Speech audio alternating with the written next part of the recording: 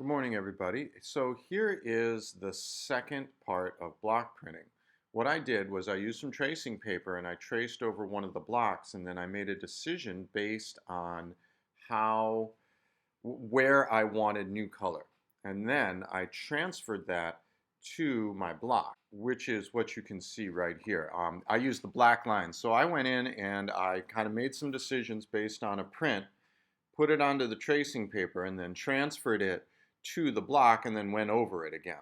Now, unfortunately, what I forgot to do was make a photograph of the block after it was cut. However, in the next little segment, you will see the cut block and how I printed with it. Hello everybody. So I'm going to show you the printing process on the second color now. As you can see, there's my block. I've already been practicing with it a little bit.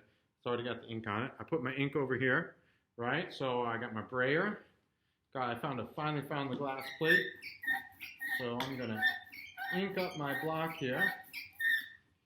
And it's starting to get a little bit full, and I've noticed this with the prints that are being pulled, that they're starting to get a little bit of yellow all over them. So I might clean the block off after a little bit. But I'm going to just keep going with it for the time being.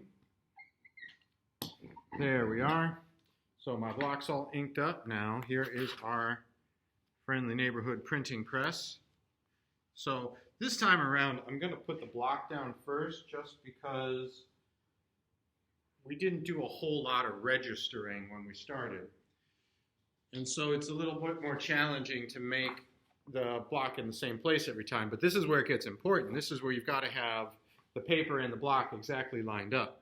Actually, so I'm going to go the other way around. I'm going to put the paper down first. So here's one of the blue pulls from before. All right. And put the paper down very carefully, just because the block's easier to handle. Very carefully place the block on my paper. It looks like it's a little off, but it's better, even if it's a little off, it's better to not move it, because you're just gonna it'll get more fuzzy sort of lines. Run it through the printing press. And always that super satisfying or disappointing moment when you take the block off the print. Come on here. Ta-da. And there you go.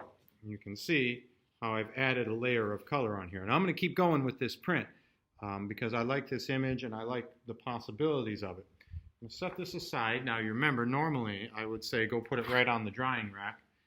Not going to do that right now because I don't want to waste your time. Going to do it with the Baren just so you can see that it is possible. I'm going to take one. I don't know how the black ones are going to work. We're going to find out together how well the yellow works with the black print. So once again,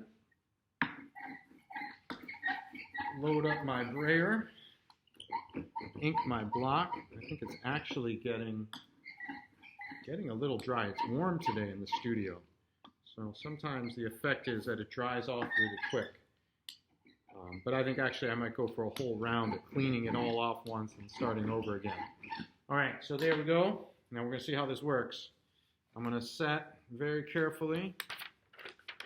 Going to set the paper on the block. Hopefully I get this registered properly. Grab the old Baren here. I'm a little off, but we'll see if it works. I can tell already I'm a little off, but it's not. Rub it.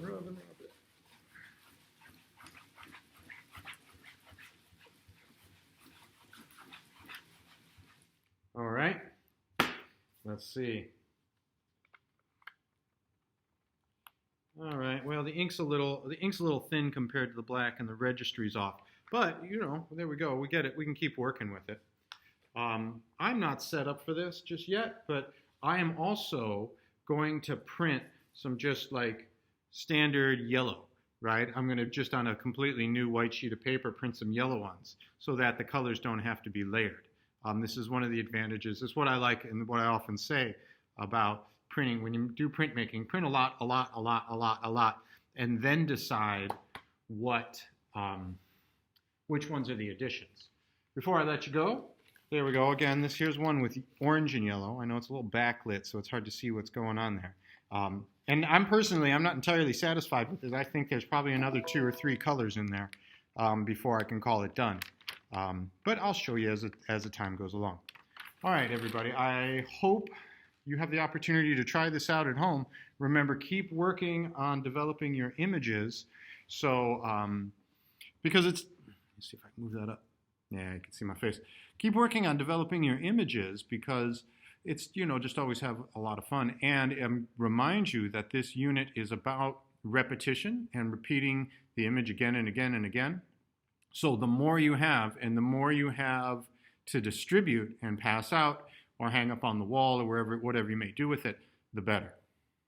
All right, hope you all have a fantastic afternoon. I will see you at least in the virtual realm before long.